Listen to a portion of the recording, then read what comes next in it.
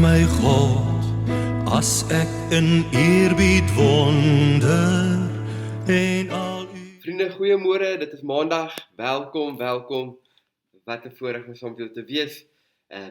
Dit is nou behoorlik donker nog hier by ons in die oggende, maar dit is lekker om die seisoene so te sien verander. Ek hoop dat jou naweek lekker was, en dat jy ook tyd saam met die familie spandeer het, en ook net 'n blaaskansie gevat het. Ons het gistermiddag die lekkerste dag gehad net vir braai, so ons het lekker onder die bome gesit, en gebraai. Dit was sommer net lekker so saam met die gesin.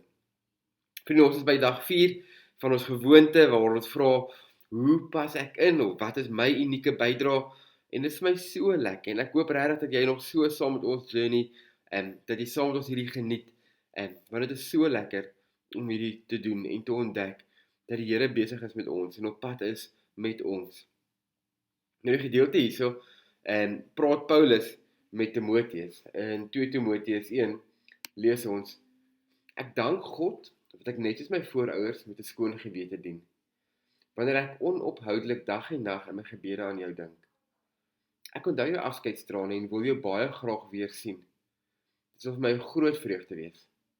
Ek dink ook aan jou opregte geloof, dieselfde geloof wat al in jou ouma Louise en in jou ma Eunice was. En wat daarvan is ek oortuig ook in jou is. Om hierdie rede herinner ek jou daaraan, dat jy die genadegawe wat God jou gegee het, toe ek jou die hande opgelê het, soos 'n vuur weer moet aanblaas.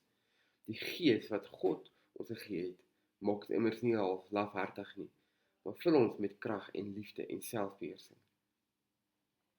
So spesifiek vanoggend lees ons daai vers 6. Om hierdie rede herinner ek jou daaraan, dat jy die genadegawe wat God jou gegee het, dat ek jou die hande opgelê het, soos 'n vuur weer moet aanblaas. Soos 'n vuur weer moet aanblaas. So dit klink vir my hierso of Paulus of Timoteus in 'n plek is, wat hy weer sukkel om sy bediening te doen. En Paulus het dan vir hom skryf en hom kom herinner, te sê, as ek aan jou dink ek aan die manier hoe jou ouma en jou ma jou grootgemaak het met geloof, en dis hierdie selfde geloof wat ook in jou is, 'n opregte geloof.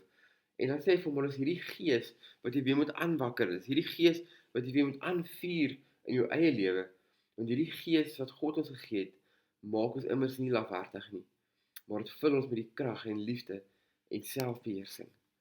So, Paulus kom en bemoedig vir Timoteus. Net soos ander kere waar daar mense vir Paulus in die tronk kom bemoedig het. Ons lees van 'n spesifieke persoon wat sy naam net een keer genoem is, maar ons die vooris wat vir Paulus kom bemoedig het in die tronk, weer kom herinner het te sê, staan vas, staan sterk. En hierso kom Paulus en hy skryf vir Timoteus weer, kom vier hierdie aan, kom vier hierdie gedagtes aan, en kom blaas jou roeping weer aan. My vraag vir jou vanoggend, watter opvoeding het jy al in jou lewensstorie ontvang? Of dit nou jou skool is, of jou grade, of kursusse, of persoonlikheidstoetse, of enige ander hulpbron.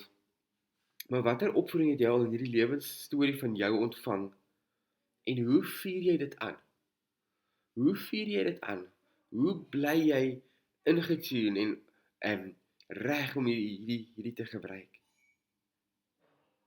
Ek dink baie keer vergeet ons dit, dat wanneer ons geroep is, dan vergeet ons dat ons hierdie moet aanhou aanvuur, dat ons onsself aanhou moet ingrawe.